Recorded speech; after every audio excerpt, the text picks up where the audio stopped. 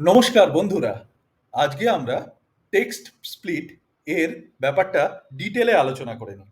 কথা না বাড়িয়ে আমরা সরাসরি এক্সেল শিটে চলে যাচ্ছি। আমাদের যখন এমএস এক্সেল 365 হয়নি তার আগে সাধারণত আমরা কি করতাম, এই ডেটাতে গিয়ে টেক্সট টু কলমে যেতাম এবং টেক্সট টু কলমে ডিলিমিটেডে ক্লিক করে এখানে নেক্সট করতাম।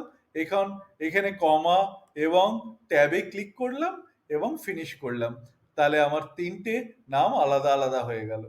তার নিচেরটায় আমার কমার বদলে সেমিকোলন আছে, তাই আমি এখানে টেক্সট টু কলমে আবার গেলাম, আবার ডিলিমিটেডে গেলাম, কমার জায়গায় আমি সেমিকোলন এবং ট্যাব দিলাম এবং ফিনিশ নেক্সট করলাম, নেক্সট করে ফিনিশ করলাম।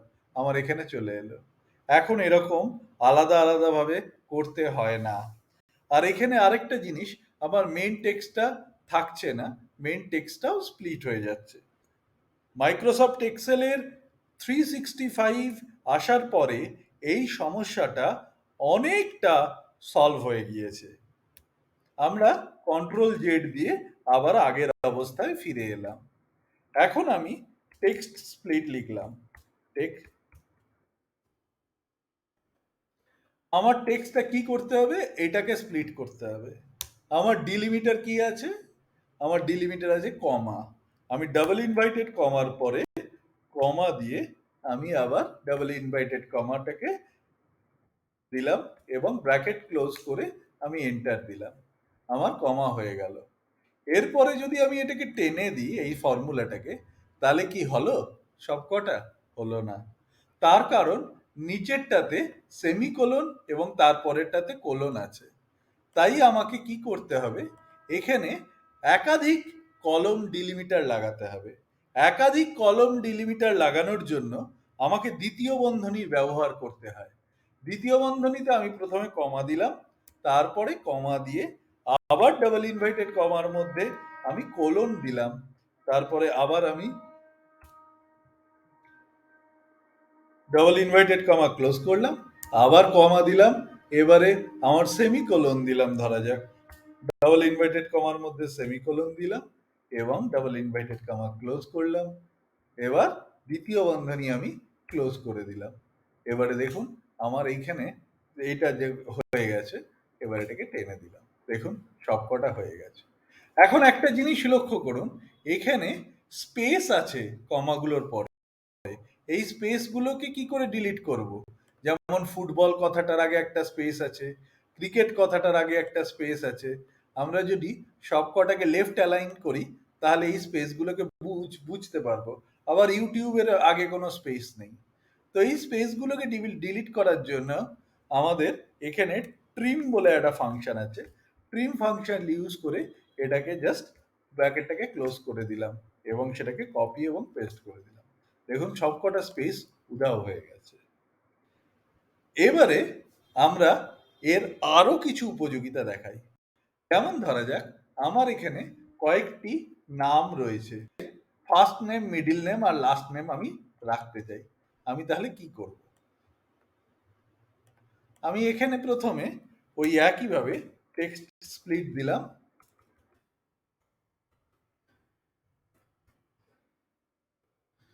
টেক্সট স্প্লিটের স্টেটটা দিলাম। এবারে কলম ডিলিমিটারের জায়গায় আমি এখানে প্রথমে এখানে সাধারণত ডিলিমিটার কি হওয়া উচিত, স্পেস হওয়া উচিত। তাই ডাবল ইনভাইটেড কমা দিয়ে একটা স্পেস করে দিলাম। স্পেস করে দিয়ে আমি আবার ডাবল ইনভাইটেড কমাটা দিয়ে ক্লোজ করে দিলাম।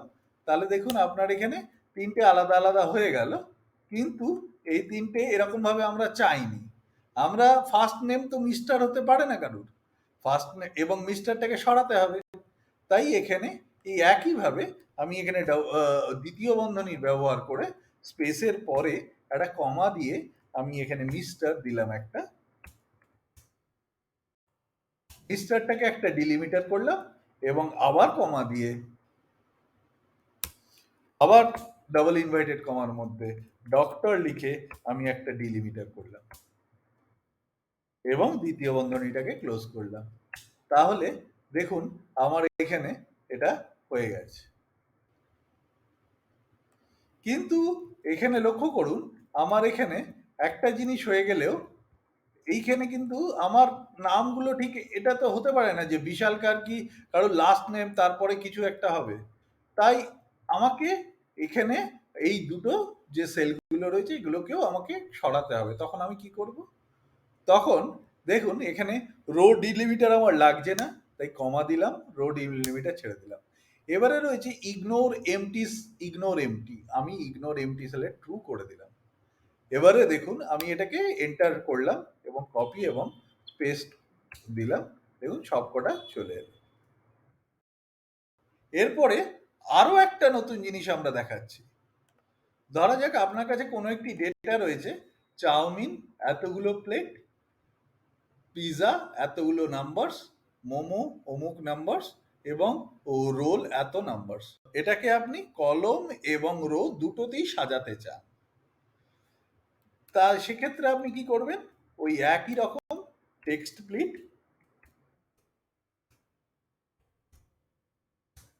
এখানে টেক্সটটা এটা, কলম ডিলিমিটারটা কি? কলম ডিলিমিটার হচ্ছে ইজ ইকুয়াল টু,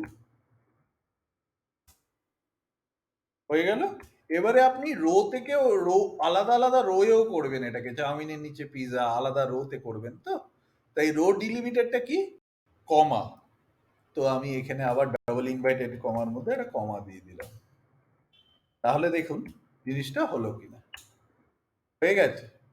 কিন্তু আপনি তো এরকম চান না, আপনি চান আবার প্লেটটাকেও আলাদা জায়গায় লিখতে, তাই তো? তাই সেক্ষেত্রে আপনি কি করবেন? খুব সহজ, একটু আগেই বললাম যে কলম ডিলিমিটারে আপনি এখানে দ্বিতীয় বন্ধনী দিয়ে আবার একটা স্পেস কেও দিয়ে দেবেন, কমা দেবেন, কমা দিয়ে ডাবল ইনভার্টেড কমার মধ্যে স্পেস, ডাবল ইনভার্টেড কমা শেষ এবং দ্বিতীয় বন্ধনী দিয়ে আপনি শুরু করে দিলেন। এইবারে যে দ্বিতীয় বন্ধনীটা দিয়েছেন এটা ঠিক জমছে না, তাই তো? কারণ চাউমিন ওখানে হয়েছে, পিৎজা অন্য জায়গায় হয়েছে, মোমো অন্য জায়গায় হয়েছে, এটাও ঠিক হচ্ছে না, তাই তো? তাই সেক্ষেত্রে আবার কি করবেন? সেক্ষেত্রে আবার একটু আগেই আমরা বললাম আবার কমা দেবেন, এখানে ইগনোর এমটি সেলসে যাবেন, ট্রু করে দেবেন। দেখুন এক্স্যাক্টলি যেটা আপনি চাইছিলেন সেটা হয়ে গেল।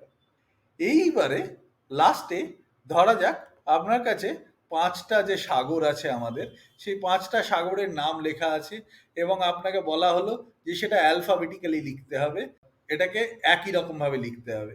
এখানে দেখুন একটা সাগরের নাম লেখা আছে, তারপরে কোলন দেওয়া আছে, তারপরে একটা সাগরের নাম লেখা আছে, তারপরে দুটো স্পেস দেওয়া আছে, তারপরে একটাতে সেমিকোলন, কারোটাতে কমা, এরকম ভাবে দেওয়া আছে। তো সেটা এইখানে করেছি, এই জিনিসটাই আবার এখানে আমরা করে দেখাই। তো এখানে টেক্সট টেক্সট স্প্লিট করলাম, প্রথমে টেক্সট স্প্লিটে উপরে গেলাম, কলম ডিলিমিটার কি কি আছে? কলম ডিলিমিটার আছে প্রথমে কোলন, আমার অনেকগুলো আছে তাই দ্বিতীয় বন্ধনী দিয়ে দিলাম, সেই দ্বিতীয় বন্ধনীর মধ্যে প্রথমে কোলন দিলাম, ডবল ইনভাইটেড কমা দিয়ে শুরু করে কোলনটাকে ডবল ইনভাইটেড কমা ক্লোজ করলাম, তারপরে আবার কমা দিলাম, তারপরে আবার ডবল ইনভাইটেড কমার মধ্যে কমা লিখলাম, কমা লিখে আবার ডবল ইনভাইটেড কমা ক্লোজ করলাম, তারপরে আবার আমি একটা সেমিকোলন দিয়ে দিলাম, কমা দিয়ে ডবল ইনভার্টেড কমার মধ্যে সেমিকোলন একটা দিয়ে দিলাম, সেমিকোলন দিয়ে ডবল ইনভার্টেড কমাটা ক্লোজ করলাম, দিয়ে আমি ব্র্যাকেটটাকে ক্লোজ করে দিলাম। দেখুন আমার এখানে সবকটা অবশাংশের নাম আলাদা আলাদা জায়গায় চলে গেছে, কিন্তু এটা আমরা চাই না, আমরা চাই একসাথে এবং অন্যভাবে। এবারে দেখুন এইখানে অনেকগুলো জায়গায় অনেক স্পেস আছে, স্পেসটাকে হাঁটানোর জন্য কি করতে হবে? এই একই রকম ট্রিম করব, ট্রিম করে আমি জাস্ট ব্যাপারটাকে ক্লোজ করব এবং সবকটা থেকে শুরু থেকে স্পেসগুলো চলে গেছে। এরপরে আমি কি করব? এটাকে আমাকে করতে হবে অ্যালফাবেটিক্যালি, মানে অ্যালফাবেটিক্যালি করতে গেলে প্রথমে আর্কটিক ওশান আসবে, তারপর আসবে আটলান্টিক ওশান, তারপর ইন্ডিয়ান ওশান, তারপর প্যাসিফিক ওশান, সবার শেষে যাবে সাউদার্ন ওশান। তাহলে সেক্ষেত্রে আমি কি করব? শর্ট করব, শর্ট করলাম অ্যারে, এইটাই হবে আমার অ্যারে। এবারে শর্ট ইন্ডেক্স কিছু লাগবে, একটাই সেল আমার লাগবে না, শর্ট অর্ডার অ্যাসেন্ডিং না ডিসেন্ডিং, বাই ডিফল্টটাই অ্যাসেন্ডিং, বাই ডিফল্টটাই থাকবে। এইটা লাগবে শর্ট বাই কলম, আমি তো এখানে রো নেই, একটা কলমের মধ্যে থেকে করছি, তো এই সর্ট বাই কলমে গিয়ে ট্রু করে আমি দিয়ে দিলাম। এবারে দেখুন প্রথমে আমার আর্কটিক ওশান চলে এসছে, তারপর আটলান্টিক, তারপর Indian ocean, Pacific ocean, southern ocean, একদম যেরকম চেয়েছিলাম সেরকম এসে গেছে, কিন্তু আলাদা আলাদা সেলে রয়েছে। তাহলে এক্ষেত্রে আমি কি করব, এটাকে জয়েন করতে হবে। জয়েন করার জন্য কি করব, টেক্সট জয়েন।